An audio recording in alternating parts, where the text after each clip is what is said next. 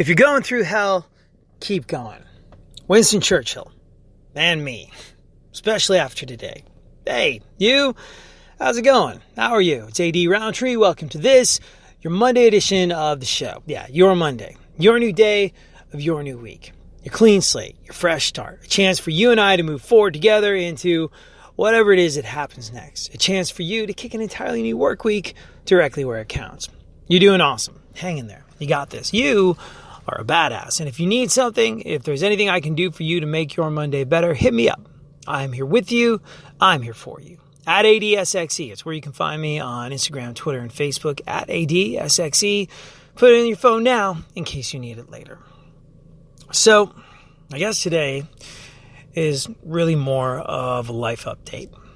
Thank you so much to everyone that's been supporting the podcast, especially those that have been kicking in on Patreon. That is awesome, and it really means a lot. If you want to do that, go ahead, patreon.com/ADSXE. Like you and I have said in the past, these conversations that you and I seem to be having on the podcast center mostly around mental health. I think conversations like these should be free to everyone for all time. So I'll never charge a subscription fee to the podcast, and I will never put it behind the paywall.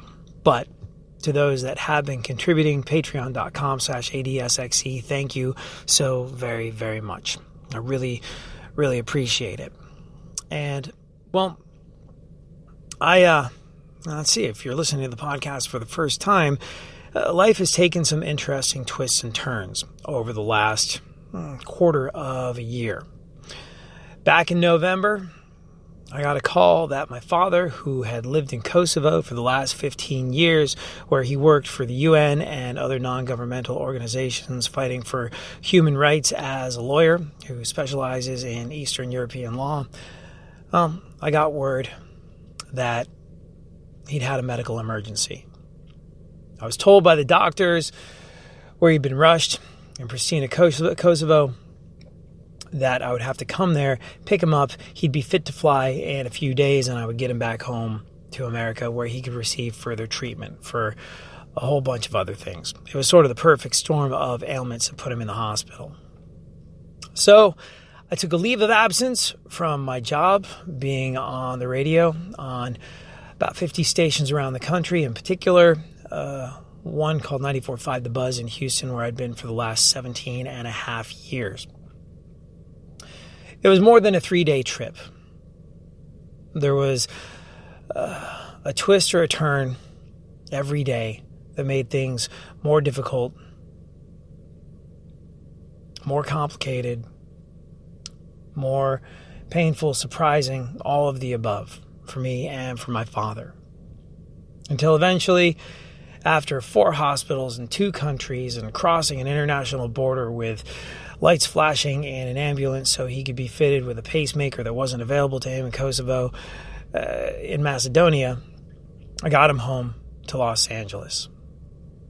About 2 months later, about 2 months after the initial call that he'd had an emergency and would be okay in a few days, my father passed away. And while I was overseas looking after my father, my time on your radio, if you listened to me in the past, came to an end. And, well, needless to say, with my father's life dangling by a thread in a hospital room in Kosovo, finding myself newly unemployed, things weren't looking too bright. I don't mean to sound whiny, but it is probably the most difficult thing I've ever had to do, and I hope it's the most difficult thing I ever have to do. And it was an exercise in waking up, trying to figure out the next right thing, trying to put one foot in front of the other. Everything, like I said, got more and more difficult, painful, and complicated at every turn. And while my dad passed away not long after I got him back to America, I was able to get him back to America so he could see my sister and his sister again, which was important. But in pretty much every single way, that something like that can be devastating, it was. All of a sudden, I found myself unemployed, without an income, with my father's hefty medical bills piling up, being forced to pay for it there in the hospital because my father was not a citizen. Trying to figure out how I was going to manage that, trying to figure out how I was going to get him back home to America. Having Serbian medical transport companies bail on me at the last moment and finding a new flight nurse to get him back to America, trying to arrange oxygen for him the entire way. It was not easy. It was not fun. It was an adventure, but it sucked. Finding myself unemployed and, well, a lot of your identity is wrapped up in your job. It's not just the hit of, gosh, I got to find a new way to eat and pay rent. This is what I did for the last 17 years. This is who I am. That was taken away. Not taken away. It was a choice that I made, that I was forced to make, that in retrospect, I was happy I made. I know I did the right thing, but it didn't make it easy. It was the lowest of the low.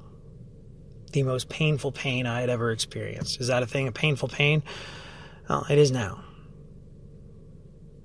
I was, I suppose, to paraphrase a guy like Winston Churchill, going through hell. And I've had people say to me, I couldn't do what you did. When I got home, I realized that there were bits and pieces that I would never get back from the Balkan regions. Parts of me that weren't returning home. I realized I had a lot to unpack.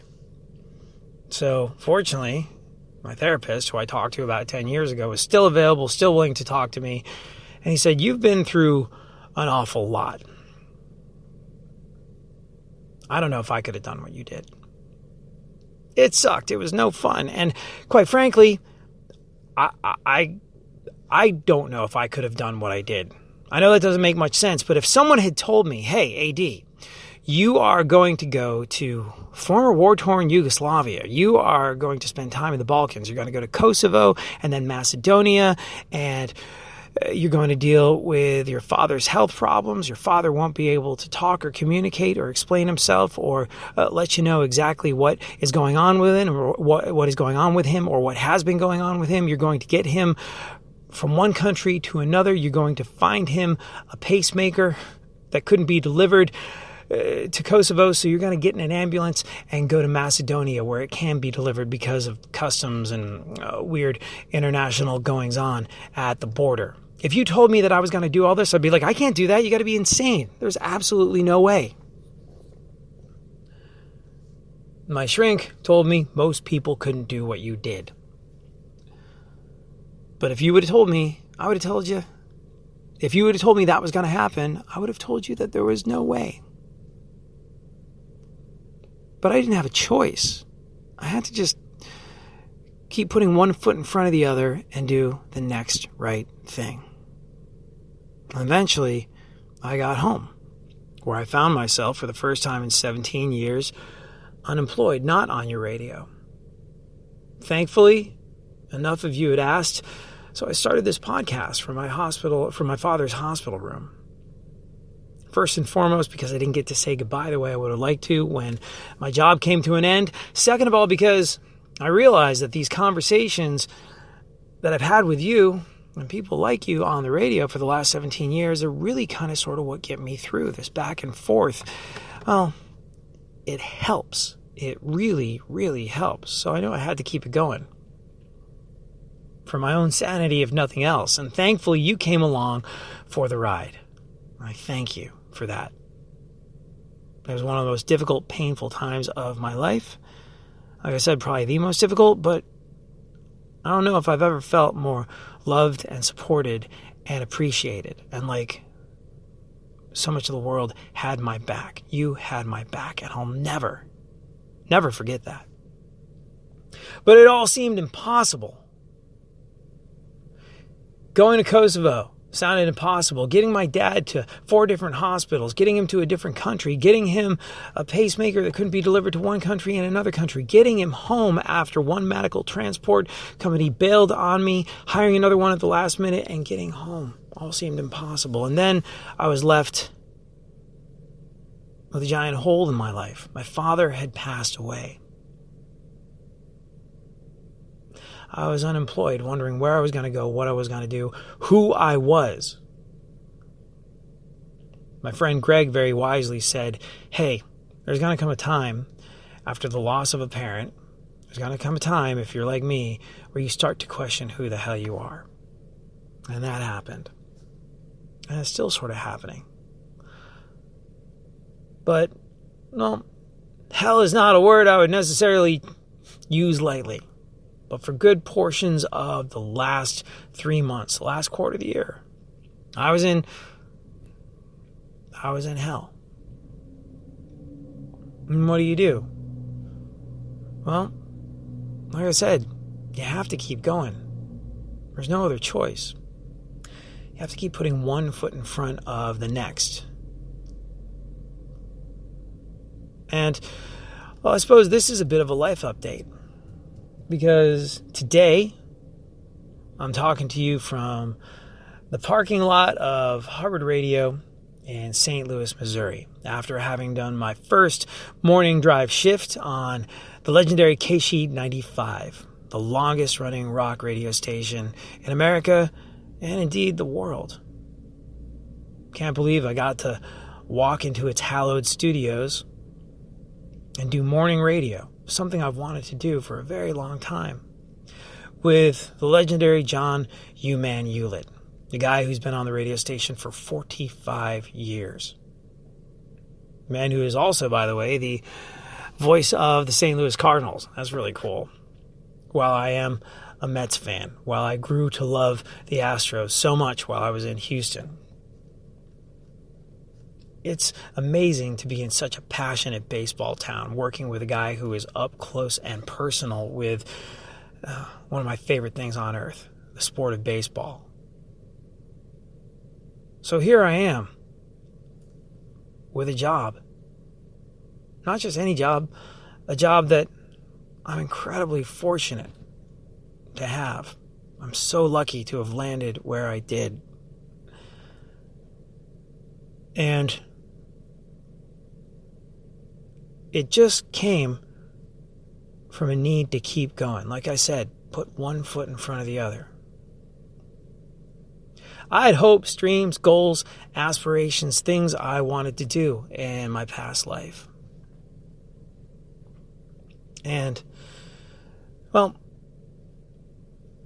I got to tell you, the picture I had in my mind when I started in radio looked very different than where I am now. It's something I never even would have imagined, would have considered, but it's amazing, and I am so lucky. I've been welcomed with open arms, not just by the people on the radio station, not just by the people I work with, but the people of St. Louis. And it's only day one.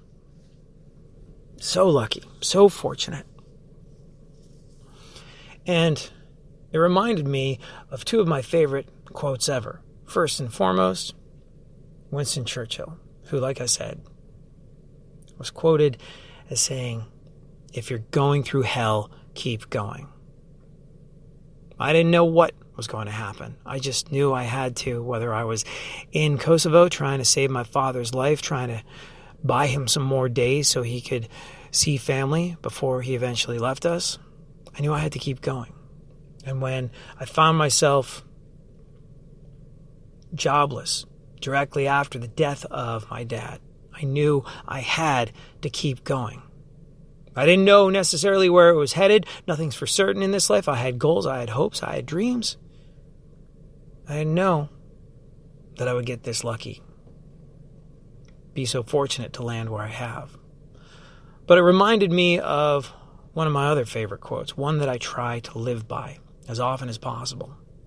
Do you remember when Conan O'Brien bailed on The Tonight Show? They messed him around with his time slot. Jay Leno left, and Then Jay Leno came back, and then they moved him to later, and he was starting the Tonight Show at a time where it would put him in the next day. And he was like, it's the Tonight Show. It's not the Tomorrow Show. This is not what I want. This is not what I want to do. And when he was saying his goodbyes, when he was resigning from the job that he had worked for his entire career, he said something to the effect of, nobody in this life gets exactly what they want. But if you work really hard and you're kind, amazing things can happen. And as I wrap my first day on the air in St. Louis at this legendary, storied rock radio station, after having been embraced by a new city, after having been embraced by a new co-host and a new bunch of coworkers, well, I know it's true. I wanted to share that with you. Because it's not just a life update. That is true for you, for me, for all of us. Nobody gets exactly what they want. But if you work really hard and you're kind, amazing things can happen. If you're going through hell, keep going. That is it for me. Thank you so much for hanging out. Thank you for being a part of my radio family. As always, this time that you and I spent together, it's the best part of my day. I'll be back tomorrow. We'll do it all over again. Have a great one. Later.